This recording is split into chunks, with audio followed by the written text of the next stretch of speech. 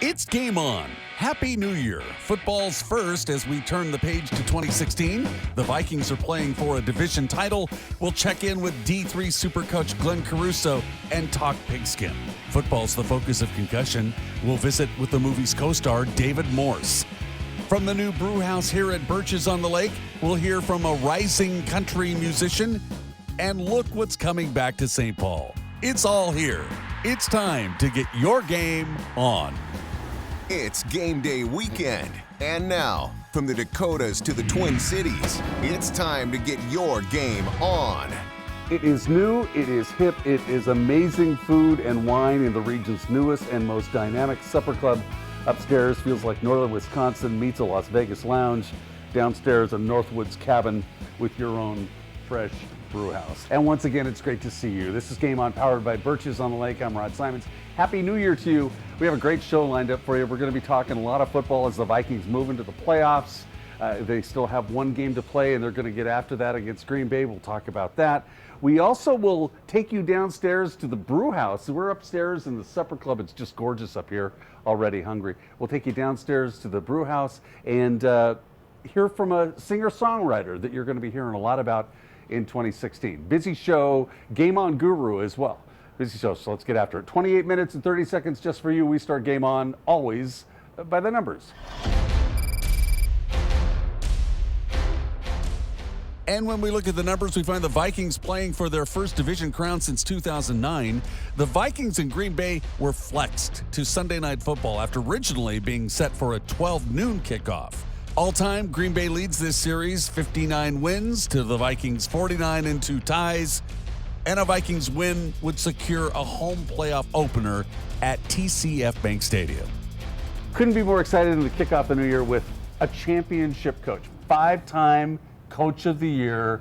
All you 9 out of 10 games that St. Thomas plays, the man wins. Glenn Caruso in the house. How are you, sir? I'm awesome. Great to be here. This is beautiful. It's great. And I know you're a state guy, so you're in one of the newest supper clubs. This place is what it's all about. Yeah, I'll tell you, I don't think you can imagine having a better setting in Minnesota than this. I mean, this is unbelievable. Long Lake to our side and this great supper club, which we'll be telling you more about as we continue.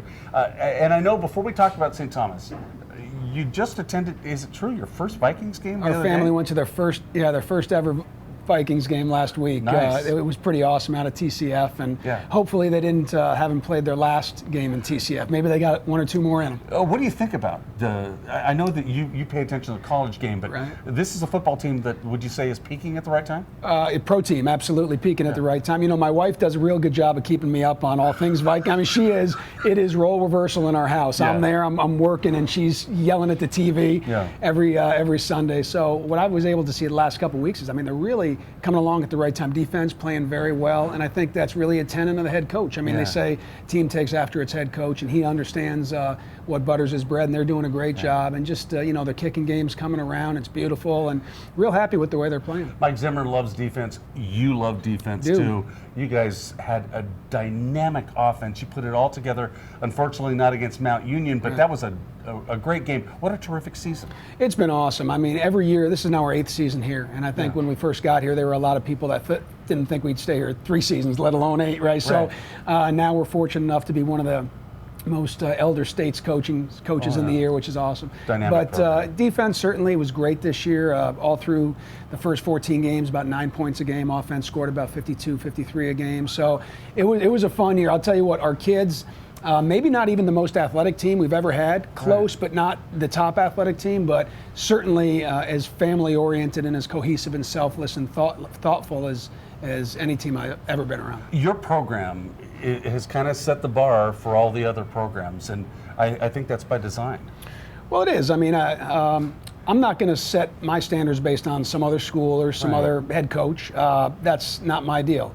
I'll never reach my standards, and I'm okay with that because they're ridiculously high. But what I have seen is that in the last 8 years, as we've been able to up the profile of our team, the league certainly has gotten better too. And, a smart man once said, a rising tide raises all boats, and I think that's true. When you look at the season that you've had, all the success you've had, what drives you? What keeps the fire burning in you? The kids, the kids we get to coach, without a doubt. And I know a lot of people say, well, I thought you were going to say actually winning the national championship game, going 15-0. And certainly that's a part of it, right? We want to win as many games as we possibly can, Rod. But at the end of the day, if that's my only job, then I have a very empty profession. And one of the things I love about St. Thomas, and one of the things that frankly keeps me here, you asked me a similar question a couple of years ago. Oh yeah, about moving on, all the success. Right, but I mean, people don't understand, when you find a place that allows you to balance all of those things that you prioritize, I don't have a lot of things that I prioritize in our life, my family's life. There's our faith, there's our personal family, and there's our football program. That's it. And St. Thomas allows you to do that. And that's why I think it's a pretty special place. But what gets me out of bed in the morning is trying to make the most out of who our kids are and who they're becoming. And, you know, we have some neat kids on the team in terms of people. And if we can be a part of just kind of adding a few bricks to that foundation, we'd be pretty blessed. It's a tremendous program. You never hear any bad things about it. You just see success and kids coming out who excel in the community, and that really is what it's all about. In the last 5 years now, so these are the numbers that I really love. In the last 5 years, we've now graduated 110 guys, which is about 22 a year.